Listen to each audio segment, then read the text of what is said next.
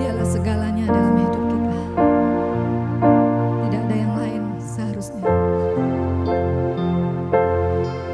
Memiliki Yesus cukup bagi kita. Kami bersyukur Tuhan, karena kami memiliki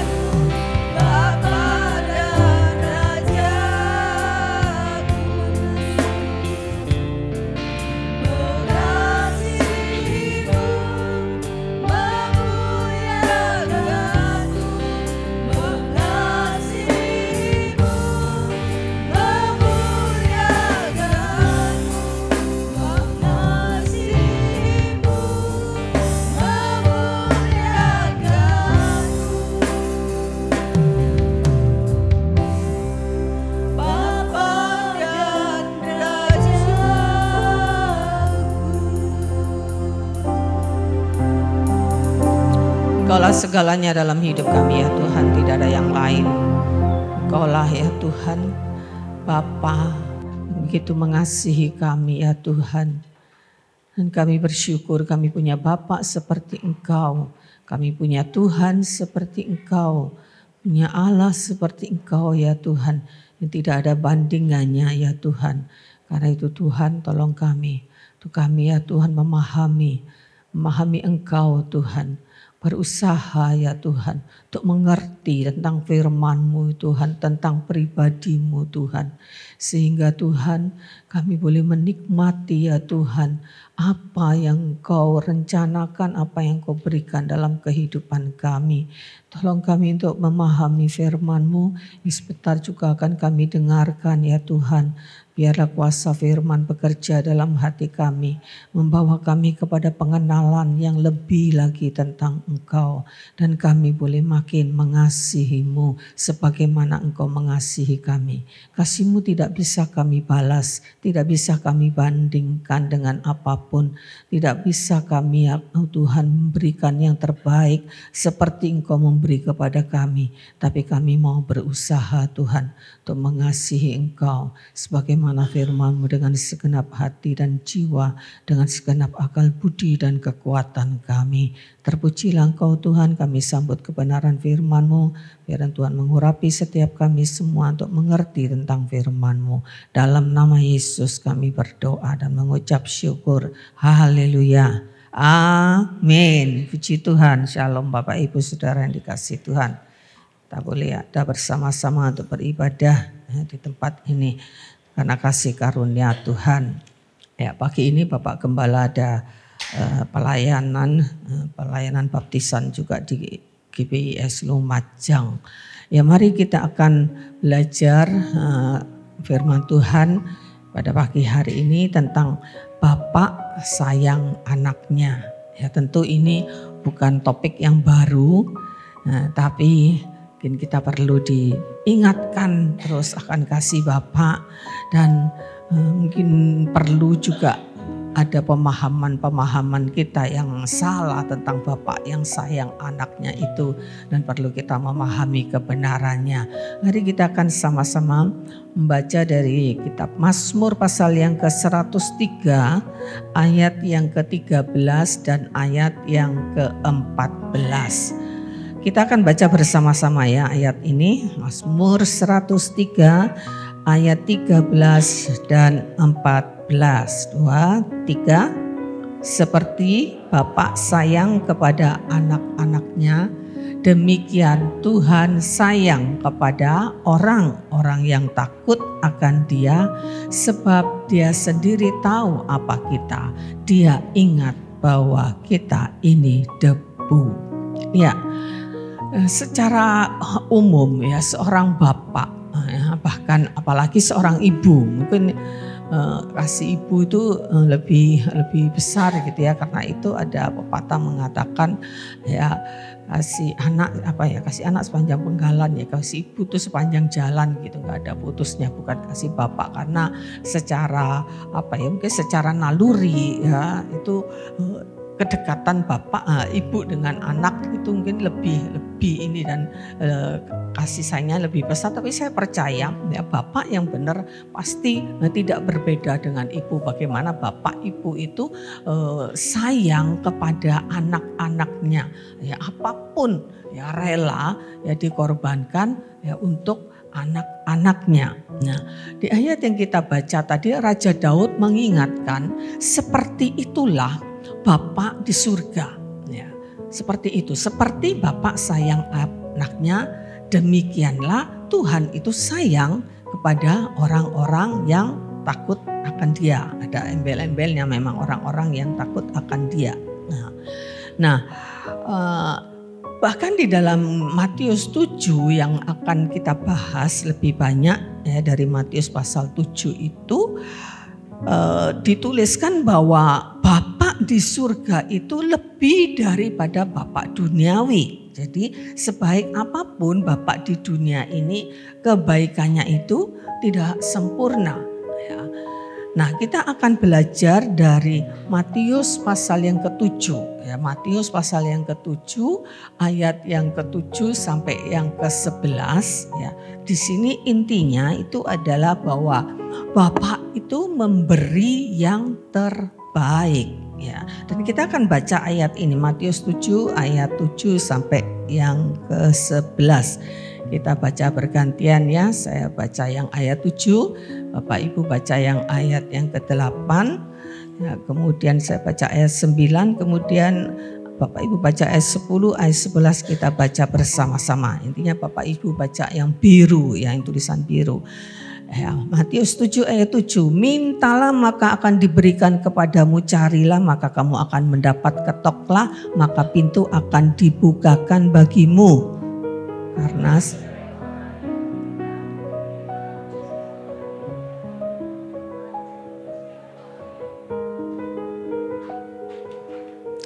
adakah seorang daripadamu yang memberi batu kepada anaknya jika ia minta roti? Sama-sama. Jadi jika kamu yang jahat tahu memberi pemberian yang baik kepada anak-anakmu, apalagi Bapamu yang di surga, ia akan memberikan yang baik kepada mereka yang meminta kepadanya. Ya, di sini dikatakan, jadi jika jika kamu yang jahat, ya, ini bukan berarti bahwa bapak-bapak di dunia ini bapak-bapak yang jahat. Ini menegaskan bahwa sebaik apapun bapak di dunia ini, di pandangan Tuhan, bahwa bapak-bapak yang ada di dunia ini semuanya, kalau kita sekarang sudah jadi orang benar, paling tidak mereka semua itu mantan orang berdosa, ya, ex orang berdosa sebelum ya diperbaharui, dibenarkan oleh Tuhan. Itu pun setelah dibenarkan, setelah dijadikan anak, bapak-bapak itu juga banyak kelemahannya. Amin ya bapak-bapak ya, ngakui ya masih banyak kelemahan, belum ada bapak yang sempurna. Ya, cuman di sini dikatakan Bapak, jika kamu yang jahat kayaknya kok terlalu sadis gitu ya. Tapi intinya bahwa Bapak ya, yang sebaik apapun yang di dunia ini, Bapak di surga itu lebih baik ya. Nah, kita belajar dari ayat ini. Ayat ini pasti menjadi salah satu ayat yang favorit ya bagi banyak orang Kristen. Ini sungguh bikin adem gitu ya, bikin kita itu senang gitu ya, punya pengharapan ya. Minta kamu akan diberi, cari kamu akan mendapat, ketok pintu akan dibukakan. Diulang lagi di ayat 8, karena setiap orang yang meminta menerima, setiap orang yang mencari mendapat, setiap orang yang mengetuk baginya pintu dibukakan ya. Nah, secara umum ya, ayat ini fokusnya itu kepada kita. Ya. Ayat ini kan bagian dari khotbah Yesus di bukit dari pasal 5 sampai pasal yang ke-7. Yesus itu berbicara kepada orang banyak, ya, tidak hanya kepada murid-murid, kepada orang banyak. Dan kalau Yesus berkata, mintalah maka akan diberikan kepadamu. Mu-nya ini siapa? Mu-nya ini semua yang mendengar, ya kan? Kan Yesus ngomong. Yesus duduk di sebuah perahu dan ya di sebuah bukit mungkin ya. Yesus ngomong, mintalah ya maka kepadamu. Berarti mu ini orang yang diajak ngomong kan, orang ganti kedua. Ya, orang ganti kedua tunggal ya. Mintalah ya, karena setiap orang meminta, setiap orang yang mencari, setiap orang yang dapat, baginya pintu dibukakan ya. Jadi yang dimaksud emu ini adalah orang banyak itu ya. Dan mereka menganggap ayat itu bagi dirinya ya kan. Kan Tuhan berbicara bagimu, berarti mereka beranggapan ini bagiku ya. Kalau jamaknya tuh dengan orang banyak, ini bagi kita ya. Nah, ayat ini ada sampai hari ini ya. Alkitab kita ini berlaku sampai hari ini ya. Dan kita percaya bahwa kita ini juga orang-orang yang sama sebagai pengikut-pengikut Kristus pada zaman itu. Ya, seharusnya juga dengan sekian lama kita mengikut Tuhan, orang-orang pada zaman itu murid-murid Tuhan Yesus mengikut Yesus ya, hanya dalam waktu 3,5 tahun semasa hidupnya di dunia. Ya. Dan kita mungkin sudah hitungannya berapa tahun ya, mungkin ada yang baru beberapa tahun ya, tapi ya ada yang sudah puluhan tahun mungkin ya. Nah, tentu levelnya kita juga harusnya sudah sama ya dengan murid-murid itu yang mengikuti Yesus selama 3,5 tahun. Nah, ayat itu berbicara kepada kita ya. Jadi kalau kita lagi tadi kan kita membaca ya, mintalah maka akan diberikan kepadamu. Ini kan perkataan Yesus. Ya, berarti kalau dipersonifikasikan ke diri kita ya, aku disuruh minta gitu ya, istilahnya itu di ayat 7 ya, aku disuruh meminta dan akan diberikan kepadaku ya. Aku mencari ya maka aku mendapat. Aku mengetok maka pintu dibukakan bagiku ya. Dan ayat ini umumnya ditafsirkan dan fokusnya kepada ku tadi ya. Kalau saya katakan kita ini karena saya berbicara kepada kita semua ya. Jadi ayat ini fokusnya itu penafsiran umumnya berbicara tentang kita ya, tentang kita, tentang aku. Ya, kita yang minta ya, kita yang cari, kita yang ketuk ya. Jadi kalau kita yang minta, kita yang cari, itu dikaitkannya atau fokusnya adalah kepada kebutuhan kita, apa yang kita minta kan. Kita tidak mungkin kan minta yang tidak sesuai dengan keinginan kita ya. Kalau kita yang minta ya yang sesuai dengan keinginan kita, tidak mungkin kita minta ya, menurut permintaan orang lain. Kalau kita mencari ya kita cari apa yang kita butuhkan ya kan ya. Jadi intinya kalau secara umum ayat ini berbicara tentang keinginan kita, tentang apa yang kita minta, apa yang kita cari, apa yang kita butuhkan. Ayat ini secara umum diartikan seperti itu ya. Nah, kita minta ya kita menerima ya, kita yang cari, kita yang mendapat ya, kita mengetuk ya pintu bagi kita dibukakan. Tidak salah ya, memang secara pengertian tata bahasa Indonesia dari kitab saya bandingkan dengan kitab bahasa Inggris King James juga sama ya, terjemahannya sama. Dari kitab dari bahasa Yunaninya juga sama, meminta, mencari, mengetuk sama ya, mendapatkan juga ya. Namun kita akan melihat fakta ya, bahwa fakta apa yang kita minta tidak selalu diberi. Bahkan mungkin ada yang ngomong tidak pernah diberi ya. Minta tidak pernah menerima ya, atau tidak selalu menerima. Fakta kan? Ya, benar enggak? Ada Bapak Ibu yang minta apapun dikasih sama Bapak di surga? Coba. Ayo, ada yang bisa angkat tangan ya. Minta apapun dikasih gitu loh. Ya. Enggak ada ya? Benar ya. Enggak ada kan? Saya juga enggak ada ya. Waktu Bapak Gembala kena kasus mata, saya ini doa sampai ndelosor istilahnya ya, minta ya Tuhan apa sulitnya Tuhan, orang buta sejak lahir dua-dua malah dibuktikan, ini cuma satu Tuhan ya, tidak diberi ya, minta ya, mencari tidak mendapatkan ya, ini fakta ya. Lalu kalau gitu bagaimana kaitannya dengan ayat ini? Kita lihat di bagian berikutnya. Mengapa? Karena Tuhan itu memang tidak berfokus dan tidak tertarik untuk selalu memberi jawaban-jawaban instan. Ya. Karena manusia itu sering salahnya, ya. Sering kelirunya, ya. Permintaannya. Ya.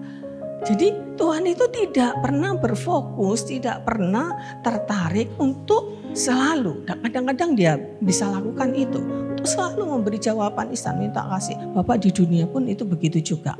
Ayo bapak-bapak, ibu-ibu ya, kalau anaknya minta segala sesuatu, apa semuanya pasti dikabulkan? Dikabulkan? Enggak, katanya Amos ya. Tergantung duitnya ya Mos ya. Tergantung kemampuan kita ya. Enggak minta semua dipenuhi ya. Ya sama ya, apalagi Bapak di surga yang jauh lebih tahu ya dengan dibandingkan dengan Bapak yang ada di dunia. Nah, kita akan lihat makna yang pasti dari Matius 7 ayat 7 sampai yang ke-11 ini. Yang pertama, ya ada 4 nanti kita belajar. Yang pertama itu perintah untuk berdoa.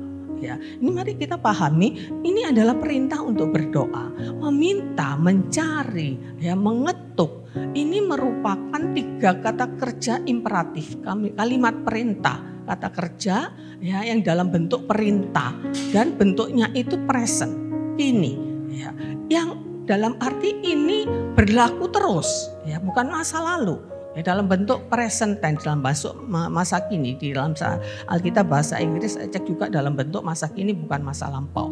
Ya, kalau tata bahasa kita itu sama ya.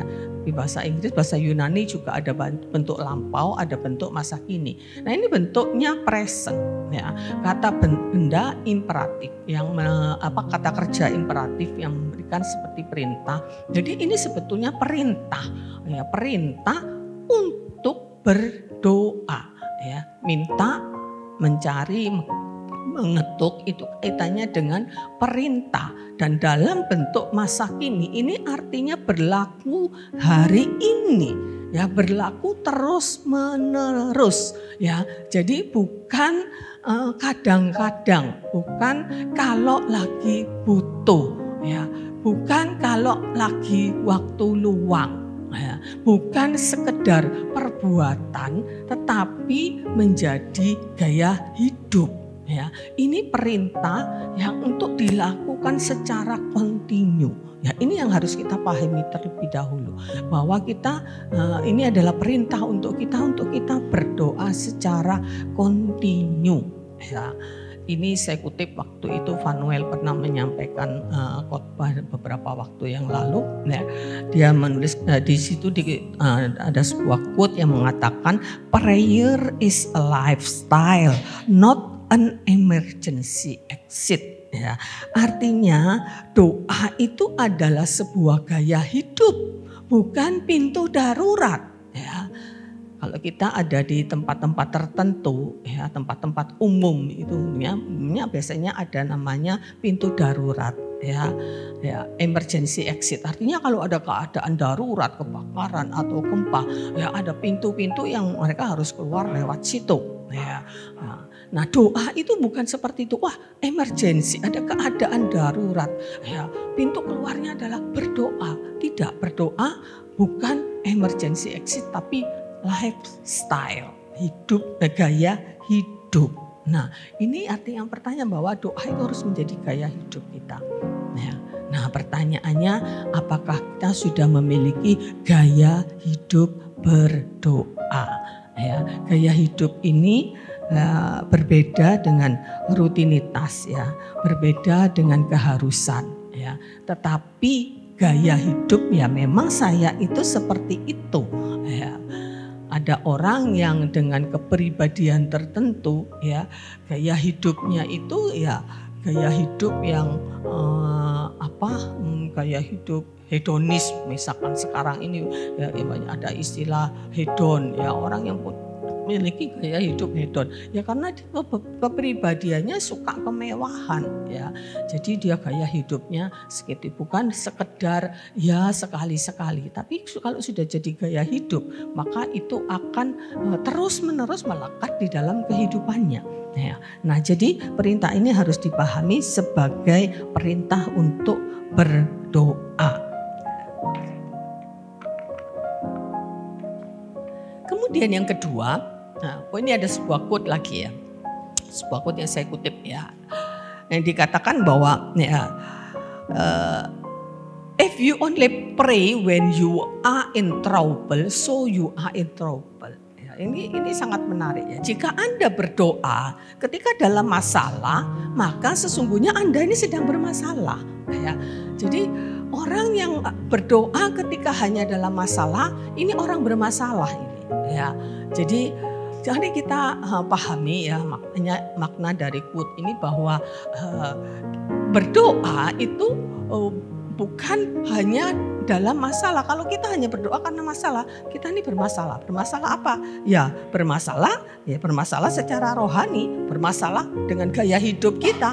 Berarti kita tidak memiliki gaya hidup berdoa. Berdoanya kalau sedang ada masalah. Ya, jadi kita sedang dalam masalah rohani, masalah disiplin rohani, masalah gaya hidup kita sebagai orang percaya, ya, tidak mencerminkan gaya hidup kita sebagai orang percaya. Kalau kita kalau kita berdoa hanya pada saat bermasalah, dan ini masalah, ya, ini masalah bagi orang-orang percaya. Kalau kita cuma berdoa pada saat ada masalah, ini masalah, ya. Nah, kemudian kita akan melihat di bagian yang kedua, ya, apa makna dari Matius 7 ayat 7 sampai yang ke-11 ini. Artinya Allah itu membuka akses seluas-luasnya kepada Bapa. Allah itu memberikan tawaran, mintalah, ya, carilah, ketuklah. Jadi Allah itu membuka diri, Allah membuka akses yang seluas-luasnya, ya. Jadi atau intinya tuh Allah tuh membuka diri, ya. Saya pernah menyampaikan ini persis setahun yang lalu di bulan Juli 2022 saya menyampaikan tentang akses atau jalan masuk kepada Bapa, ya. Kalau lupa ya maklum, ya, jangankan setahun, ya, seminggu ada yang lupa, ya, tapi biarlah itu paling tidak ada rema yang kita dapatkan, ya. Di bagian itu saya sampaikan kita ini punya akses yang seluas-luasnya. Ada akses pemulihan hubungan, ya, akses kedekatan dengan Bapa, ya, marilah kepadaku. Akses komunikasi, kita punya akses penyediaan yang tidak terbatas. Kita punya akses untuk menjadi warga negara kerajaan Allah. Ya, itu artinya bahwa Tuhan itu membuka akses yang seluas-luasnya, ya, kepada anak-anaknya. Ayo minta. Ya, ini berbicara bagaimana Tuhan itu membuka akses komunikasi, bagaimana kita bisa berkomunikasi, kita bisa dekat, kita bisa minta. Dan kalau Tuhan sudah menyediakan ini semua, ya, artinya kita jangan beralih kepada yang lain. Jangan minta sama yang lain, jangan cari kepada yang lain, apalagi kepada hal-hal yang bertentangan dengan Tuhan, pada berhala-berhala, ya, kepada ya semua yang dianggap orang-orang pintar mungkin, ya. Ketika bangsa Israel dalam perjalanan dan berulang-ulang mereka jatuh kepada penyembahan berhala, mereka berdoa kepada berhalanya dewa Kamos, ada dewanya orang Moab, dewanya orang Amon, ya, kepada Baal, ya, mereka itu sangat menyakitkan hati Tuhan, ya. Mereka mempersembahkan korban bukan kepada Tuhan tapi kepada dewa-dewa itu, ya. Itu sangat menyakitkan Tuhan. Tuhan itu sudah buka akses seluas-luasnya. Jadi manfaatkan ini, jangan cari pertolongan kepada yang lain. Pertolongan Tuhan itu sulit, ya. Apa jawaban Tuhan itu lama, ya, itu mungkin, ya, yang terjadi faktanya. Tapi mari kita yang harus pahami tadi sesuai judulnya tadi, Bapa itu sayang kepada kita jauh lebih dari orang tua kita. Apalagi kepada mereka-mereka yang dianggap berhala-berhala. Itu mereka tidak mengasihi kita. Ya, mereka mungkin bisa memberi, iblis bisa kasih mujizat juga, iblis bisa buat mujizat, tapi ya pribadi-pribadi ini tidak sayang kepada kita, ya, seperti Bapak sayang kepada kita, ya. Jadi ya kita harus menggunakan akses ini dengan baik, ya. Kemudian yang ketiga bahwa kita itu sebagai anak-anak, kita harus memiliki ketergantungan penuh kepada Bapa, ya. Jangan kepada yang lain, ya. Meminta, menerima, ya, itu sepertinya enak. Ada saatnya seperti itu. Terkadang kita mengalami Allah itu begitu dekat, begitu mudah, ya. Kita hanya perlu meminta dan akan menerima. Ya, ada pengalaman-pengalaman seperti ini. Ya, saya yakin kita semua juga pernah mengalami pengalaman-pengalaman seperti ini. Ya, kita meminta menerima. Ya, satu saat beberapa waktu yang lalu, ya, Bapak Gembala itu karena ada gangguan di kencing, ya kencingnya kok kayak berbusa. Akhirnya kami ke dokter spesialis di Surabaya. Ya, ini cerita sepele gitu loh ya. Nah, dokternya itu harus periksa USG, periksa lab, ya periksa ini itu, ya. Dan dokternya itu cuma sampai jam 12 siang, ya sampai jam 12 siang. Hari itu prakteknya di rumah sakit, ya. Waduh, periksa ini tunggu lama untuk memeriksa apa itu namanya kemampuan untuk kencing itu ya, untuk pancaran kencing. Nah, itu butuh waktu, itu jadi harus dalam satu kali kencing harus menghasilkan sekian cc, ya. Dan itu kalau sampai gagal itu ngulang, harus nunggu lagi. Jadi katanya perawatnya tunggu aja sampai benar-benar kebelet, ya, kasih minum sampai benar-benar kebelet supaya terpenuhi. Kalau enggak ngulang lagi, nunggu lagi berapa jam, ya. Waduh, ini kayaknya sudah minum 2 botol, ya kok kayaknya belum kebelet. Aduh, saya ini udah deg-degan. Aduh, ini dokternya ini jam 12 ya dia udah pergi gitu loh. Aduh, gimana ini? Ya, tapi puji Tuhan, ya Tuhan, saya berdoa, Tuhan tolong ya supaya tepat pada waktunya. Permintaan yang sepele, ya permintaan yang sepele. Begitu kencing, sudah terpenuhi kapasitasnya, ya jamnya mepet, hasil labnya belum, ya hasil labnya belum. Saya ini sudah deg-degan, ini sudah jam 12 kurang seperempat, ya. Yang bagian perawat yang di dokternya sana itu juga sudah menunggu, ya sampai dia bantu konteks ke lab, ya. Akhirnya persis jam 12 kurang sedikit aja, ya kami buru-buru naik. Dokternya tuh pas sudah keluar, ya sudah mau turun tangga, masih sipan. Oh, sudah selesai ya? Dokternya balik lagi. Aduh Tuhan, terima kasih. Ya Tuhan jawab, ya Tuhan jawab, ya dengan serasanya hal yang sepele. Tapi di situ saya merasakan saya benar-benar bersyukur ada pertolongan Tuhan. Dokternya kata selisih beberapa detik saja. Dokternya sudah turun tangga, sudah lewat gitu, gak ketemu, gak papasan. Itu pas papasan. Ya, sudah selesai ya? Dokternya balik bisa periksa. Kalau enggak kan saya harus balik lagi. Ya, paling enggak sorenya di tempat prakteknya saya, paling enggak kalau bisa. Kalau enggak harus nunggu lagi. Ya, itulah kadang-kadang kita mengalami. Saya yakin Bapak Ibu semua pernah mengalami hal-hal seperti itu. Pernah enggak sih? Jujur masa enggak pernah sih? Pernah ya? Ya enggak pernah kalau Tuhan ini butuh duit Tuhan, lalu langsung dapat duit dari langit, ya enggak pasti enggak seperti itu. Ya itu Doraemon itu ya. Tuhan bukan Doraemon ya. Nah, jadi ada kalanya Tuhan itu seperti itu, tetapi kan tidak selalu. Ada kalanya kita harus mencari mendapat, ya.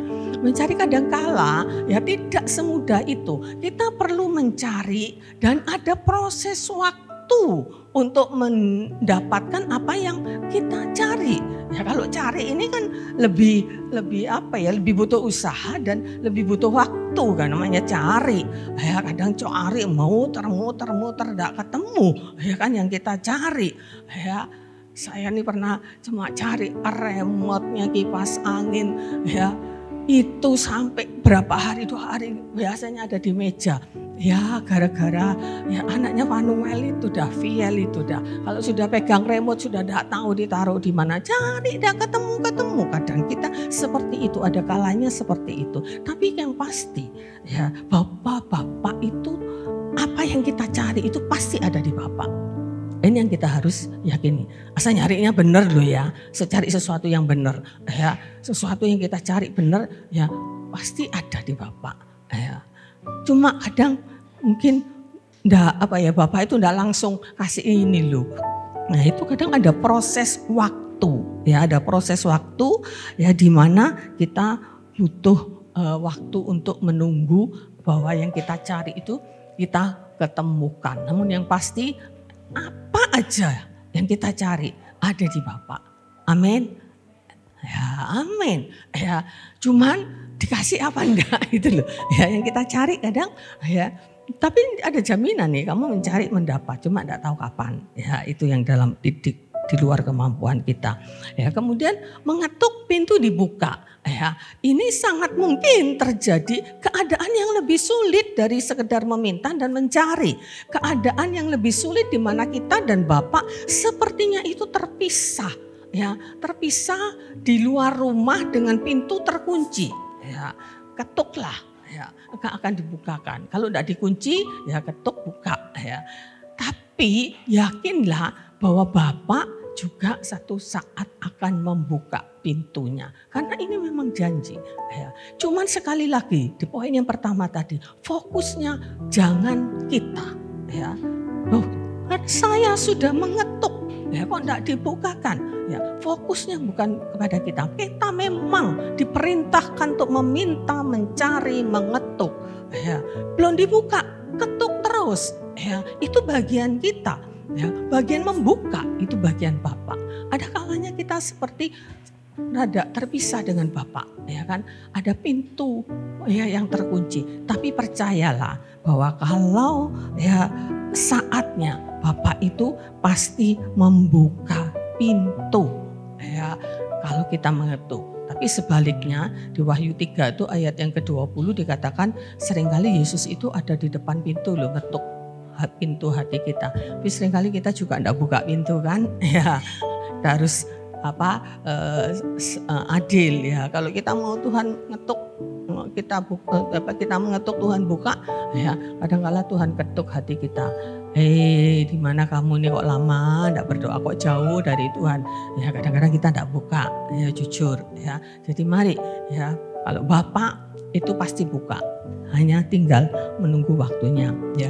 Jadi dari sini kita belajar bahwa yang menjadi fokus itu adalah Bapak, bukan kita. Kita bergantung penuh kepada Bapak, ya itu artinya Bapak yang pegang kedaulatan, ya. Dan semuanya itu berdasarkan kebaikan Bapak, bukan kebaikan kita.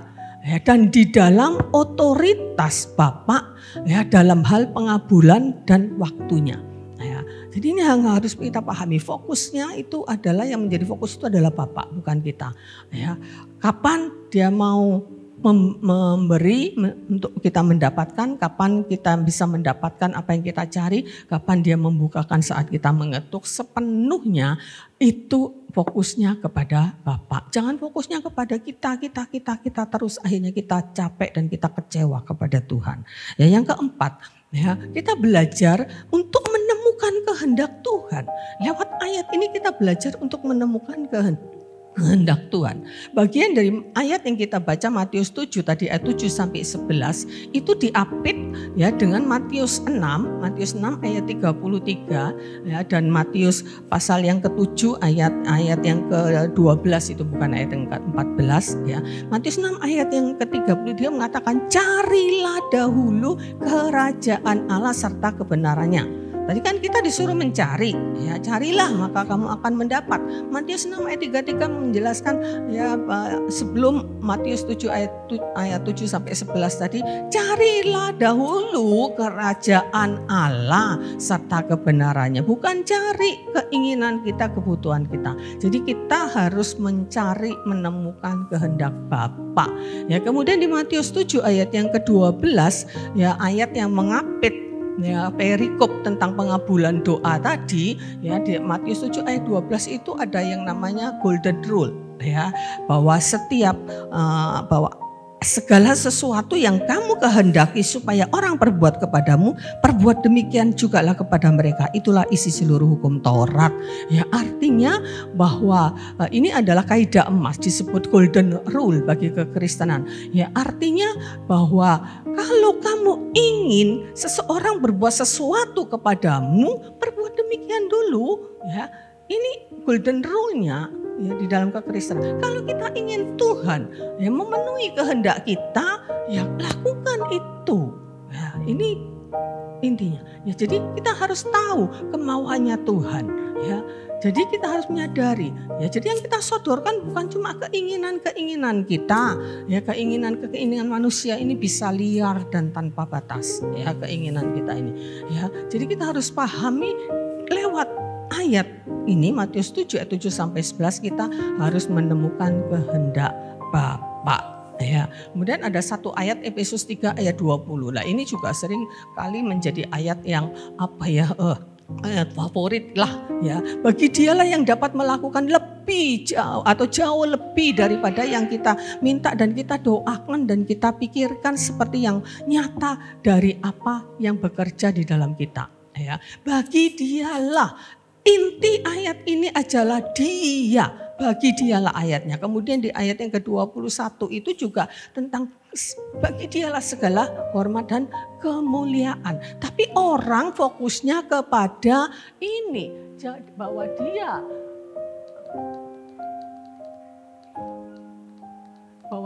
dia dapat melakukan, ya, jauh lebih banyak daripada yang kita doakan. Seringkali kita hanya fokus di sini.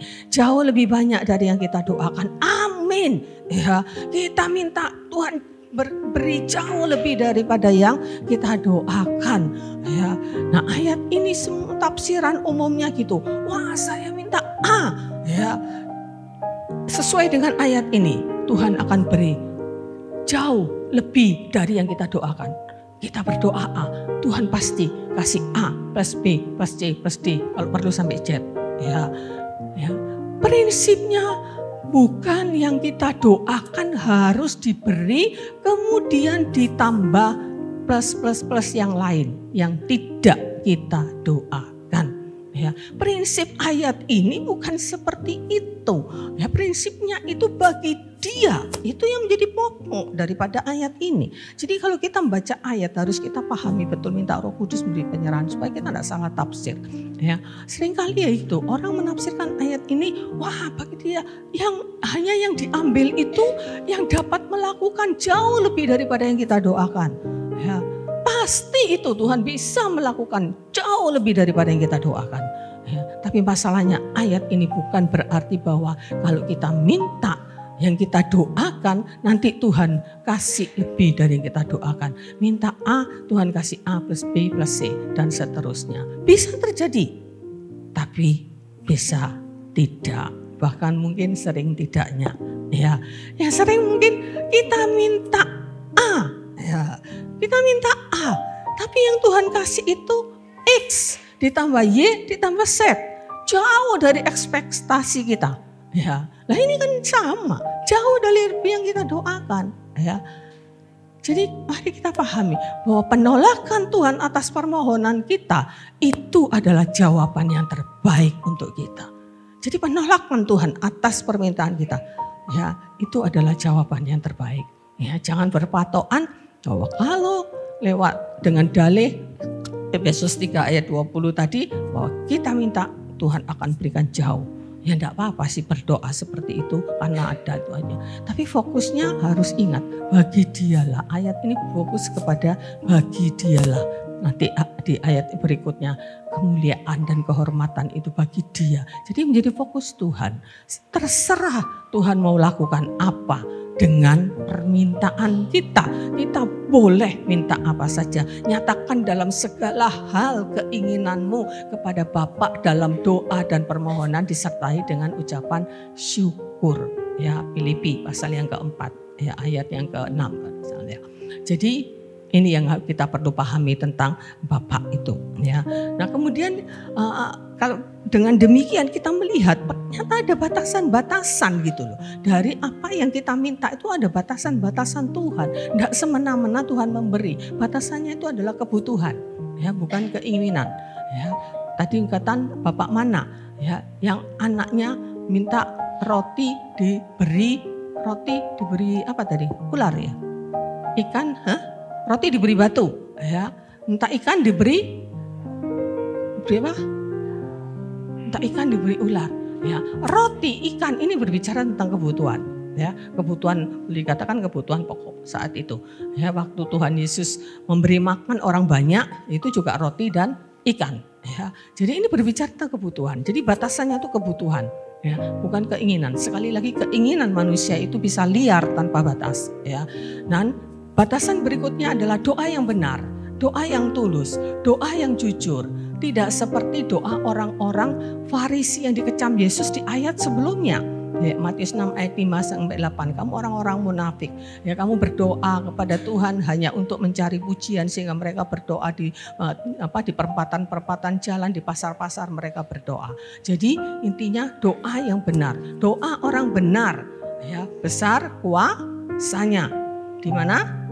Yakobus 5 ayat 16, doa yang benar, ya. Di Yakobus juga kamu meminta tetapi kamu tidak mendapat karena kamu salah berdoa. Yang kamu minta hanya dipakai untuk memuaskan hawa nafsumu. Jadi doa yang benar, tulus, jujur, ini batasannya. Kemudian batasannya lagi adalah ada rencana Bapa yang lebih besar yang kadang kita tidak tahu dan lebih indah. Contohnya doa Yesus, ya. Doa Yesus di Getsemani, Bapak biar cawan ini berlalu. Ya, tidak dijawab karena ada rencana yang jauh lebih besar daripada kalau Yesus tidak menerima, tidak meminum cawan itu. Jadi kita harus pahami ada rencana Bapa yang lebih besar dan lebih indah, itu menjadi koridor, ya, bagaimana Tuhan menjawab kita, ya. Dan di dalam perikop yang sama dengan Matius 7 ayat 11 itu di dalam Injil Lukas pasal 11, kalau tadi dikatakan kan, jadi jika Bapak di dunia ini tahu memberikan apa yang baik gitu, ya, di dalam Lukas pasal 11, ya, maka Bapak akan memberikan Roh Kudus, ya. Jadi dari sini kita bisa bandingkan bahwa pemberian Bapak yang terbaik itu adalah Roh Kudus, bukan keinginan kita. Kalau kebutuhan jasmani, ya, itu Tuhan beri, tapi itu belum pemberian yang terbaik. Pemberian yang terbaik di Lukas 11 ayat 33 itu adalah Roh Kudus. Kemudian kita lanjut cepat, ya, karena ada beberapa bagian lagi nanti di khotbah berikutnya.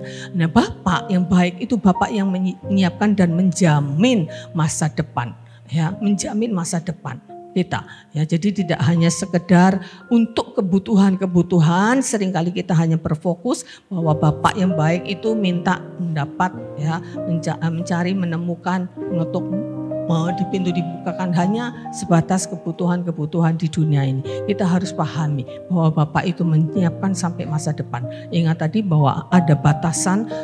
Bagaimana Tuhan menjawab doa kita adalah rencana Dia yang jauh lebih besar dan lebih indah. Dan Dia membangun fondasi terlebih dahulu, ya, untuk membangun masa ke depan kita, untuk menyiapkan masa depan kita.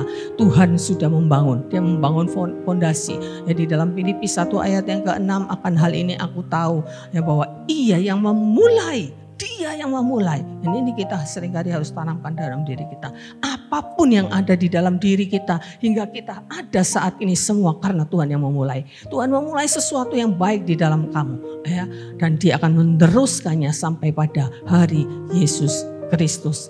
Dan Tuhan sudah membangun fondasi ini di dalam kehidupan kita dan Dia akan meneruskannya. Ya, jadi Bapak itu sudah mulai membangun, menggaruniakan kehidupan yang baru di dalam kita. Seperti 1 Petrus 1 ayat 3 mengatakan, terpujilah Allah dan Bapa Tuhan kita Yesus Kristus yang karena rahmat-Nya yang besar telah melahirkan kita kembali oleh kebangkitan Yesus Kristus dari antara mati kepada satu hidup yang penuh pengharapan. Jadi bukan hanya hidup di dunia ini, tapi sampai kepada hidup yang penuh pengharapan. Jadi Tuhan sudah mulai membangun fondasi di dalam kehidupan kita. Dengan kita percaya kepada Dia, kita dibaptis, kita menjadi anak-anaknya. Itu fondasi awal yang Tuhan bangun. Dan Tuhan akan terus membangun di atas ini. Ya, dan kita akan terus bekerja. Dan Matius 37 ayat 23 bahwa Tuhan itu terus menetapkan langkah-langkah. Orang yang hidupnya berkenan, jatuh tidak sampai tergeletak, Tuhan menopang.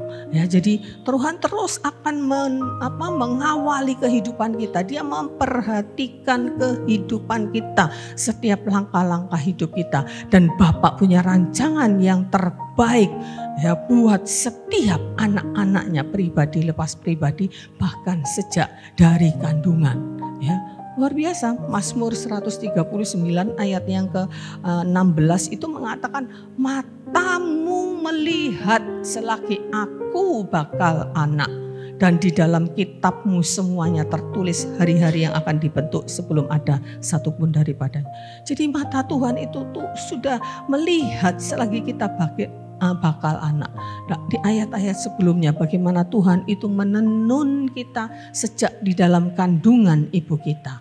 Ya, karena itu Tuhan panggil Yeremia, Tuhan berkata kepada Yeremia, sejak dari kandungan aku sudah pilih engkau. Ya, sejak engkau belum ada, Tuhan sudah pilih. Jadi Bapak itu adalah Bapak yang menyiapkan, menjamin masa depan kita sejak kita masih dalam kandungan. Ini Tuhan yang memulai. Jadi jangan bangga kalau kita bisa punya ini, punya itu, kita bisa berhasil ini itu. Kita bisa bekerja, kita bisa sekolah karena Tuhan yang memulai. Kita bisa melayani karena Tuhan sudah melayani kita terlebih dahulu. Kita bisa memberi persembahan kepada Tuhan karena Tuhan yang sudah memberkati kita terlebih dahulu. Ya, dan kalau sudah diberkati kita tidak memberi kepada Tuhan, ya kita bertanggung jawab sama Tuhan.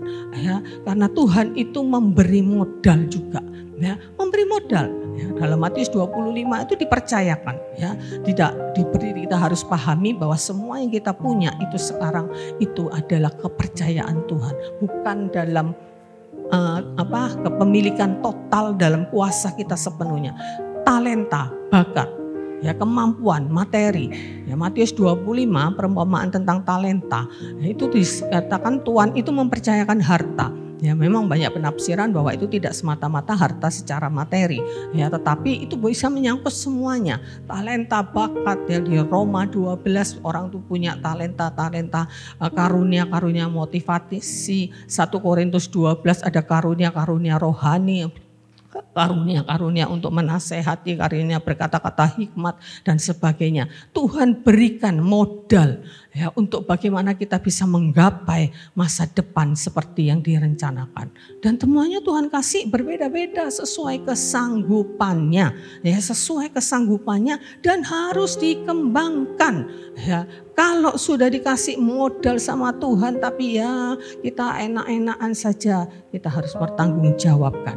Ya, karena kita ini bukan pemilik semuanya, karena kita sudah diambil untuk menjadi hamba Kristus dan harus menundukkan diri kita di bawah Tuhan kita. Apapun yang kita kerjakan, ya, harus kita pertanggungjawabkan. Ya, kita ini hanya penata layan. Ya, dan bahasa Inggrisnya tuh steward, ya, seperti pramugari, ya, di pesawat itu stewardess, itu dia melayani, ya, pengurus yang baik. 1 Petrus 4 ayat yang ke-10, supaya kita jadi pengurus yang baik dari semua kasih karunia yang Tuhan berikan. Karena kasih karunia itu Tuhan berikan untuk kita usahakan untuk kita, ya, untuk masa depan kita agar sesuai dengan rancangannya. Ya, kita tidak bisa, ya, menjalani kehidupan ini mencapai sesuatu sesuai rancangan Tuhan tanpa Tuhan ikut bekerja di dalam kehidupan kita. Tuhan tahu itu, karena itu Tuhan berikan modal. Tuhan menyertai, Allah Immanuel, ya, Yesus Kristus yang Immanuel itu menyertai, tidak sekali-kali tidak akan meninggalkan kita, ya, dan kita harus mempertanggungjawabkan semua penyertaannya. Dia sudah menyertai kita tetapi kita mengabaikan. Ya, Tuhan selalu mau dekat dengan kita tapi kita jauh. Kita dekat cuma kalau kita butuh Tuhan. Ya, mari kita percaya, menghargai apa yang sudah Tuhan beri, semua modal yang Tuhan sudah berikan, dan kemudian Tuhan memberikan warisan. Ya, siapa yang mendapat warisan? Orang tua adalah anak-anak. Ya, kita dapat warisan tapi harus kita yakini bahwa ini adalah warisan ilahi. Ya, dalam Roma 8 ayat 17 itu dikatakan bahwa karena jika kita adalah anak maka kita ada ahli waris, maksudnya orang-orang yang berhak menerima janji-janji Allah yang akan menerimanya bersama-sama dengan Kristus, yaitu jika kita menderita bersama-sama dengan Dia, supaya kita dipermuliakan bersama-sama dengan Dia. Sampai goal terakhir kita dipermuliakan bersama-sama dengan Dia. Jika kita mau menderita, artinya kita mau memikul salib, mengikut jalannya Tuhan, maka kita akan mendapatkan hak waris itu. Ya, jadi Bapak Ibu, bahwa di dunia ini sebaik apapun memelihara, mempersiapkan masa depan anak-anaknya, tidak bisa menjamin anaknya berhasil. Karena ada banyak faktor. Faktor luar, faktor anaknya itu sendiri. Ada anak dapat warisan banyak dari orang tua tapi tidak jadi apa-apa, habis. Ya, ada anak yang disekolahkan, dibiayai, tidak jadi apa-apa juga. Ya, dampaknya juga tidak bisa menjamin. Ya, tetapi kita punya Bapa di surga yang memberikan jaminan bahwa Dia akan memberikan masa depan yang penuh dengan harapan. Janji ini kepada bangsa Israel ya, sebagai umat pilihan Allah. Dan kita percayai janji ini berlaku juga bagi kita. Amin. Karena kita juga umat pilihan Tuhan. Ya, Israel secara rohani. Kita juga umat pilihan. Janji ini juga berlaku bagi kita semua. Aku mengetahui rancangan apa yang ada padaku, pada Tuhan mengenai kamu.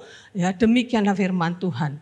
Yaitu rancangan damai sejahtera. Bukan rancangan kecelakaan. Untuk memberikan kepadamu hari depan yang penuh harapan. Jadi tidak ada yang tidak baik dari Tuhan. Jadi Bapak Ibu, mari kita memahami firman Tuhan ini. Allah Abraham, Ishak, Israel, Allah yang berjanji di Yeremia 29 ayat 11 itu adalah Allah kita juga. Ya, dan kita juga adalah umat-umat pilihannya yang berhak juga mendapatkan janji-janji itu. Tentu syaratnya harus diikuti. Ingat ayat awal yang kita baca tadi, seperti Bapak sayang kepada anaknya, demikianlah Tuhan sayang kepada orang-orang yang takut akan Dia. Ada embel-embelnya. Amin. Ya, saya percaya Bapak Ibu adalah orang-orang yang dikasihi Tuhan. Amin. Bapak sayang kepada Bapak Ibu semuanya.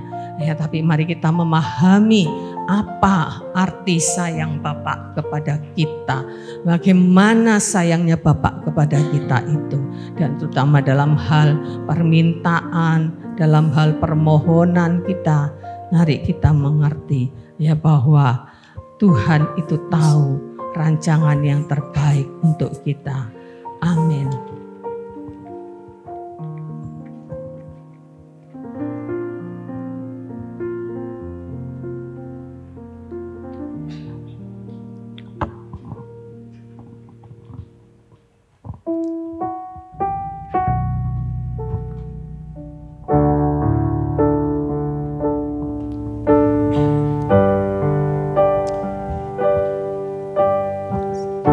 Seperti Bapa sayang anaknya,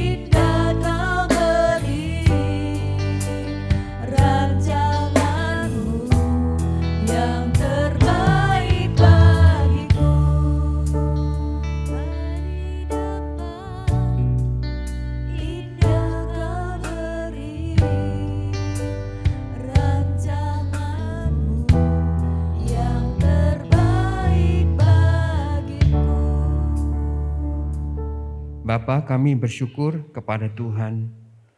Kami percaya pemeliharaan dan penyertaan Tuhan selalu melimpah di dalam hidup kami ya Tuhan.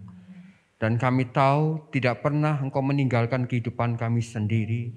Tetapi Tuhan Allah yang ajaib yang kami sembah selalu menyertai dimanapun kami ada ya Tuhan. Firman-Mu termetre di dalam hati kami dan firman-Mu biarlah kami boleh melakukan di dalam hidup kami menjadi rema bagi kami semuanya Tuhan. Engkau Bapa yang sangat baik di dalam hidup kami ya Tuhan. Tuhan, terima kasih hari ini. Biarlah kasih setia-Mu menyertai dalam kehidupan kami semuanya ya Bapa. Terima kasih Tuhan buat kebenaran-Mu dan biarlah kebenaran-Mu boleh menuntun kami untuk kami terus mempercayai Tuhan di dalam kehidupan kami ya Tuhan. Terima kasih ya Bapa, kami bersyukur kepada Engkau di dalam nama Yesus Kristus, Tuhan Allah kekuatan kami ya Tuhan. Terima kasih ya Bapa. Mari kita berdoa. Bapa kami di surga, dikuduskanlah nama-Mu, datanglah kerajaan-Mu, jadilah kehendak-Mu di bumi seperti di surga. Berikanlah kami pada hari ini makanan kami yang secukupnya, dan ampunilah kami akan kesalahan kami, seperti kami juga mengampuni orang yang bersalah kepada kami. Dan janganlah membawa kami dalam pencobaan, lepaskanlah kami daripada yang jahat, karena Engkau-lah yang punya kuasa dan kemuliaan sampai selama-lamanya. Mari kita memberkati kota, memberkati bangsa ini. Diberkatilah bangsa Indonesia dengan kekuatan. Diberkatilah bangsa Indonesia dengan kesehatan. Diberkatilah bangsa Indonesia dengan keamanan.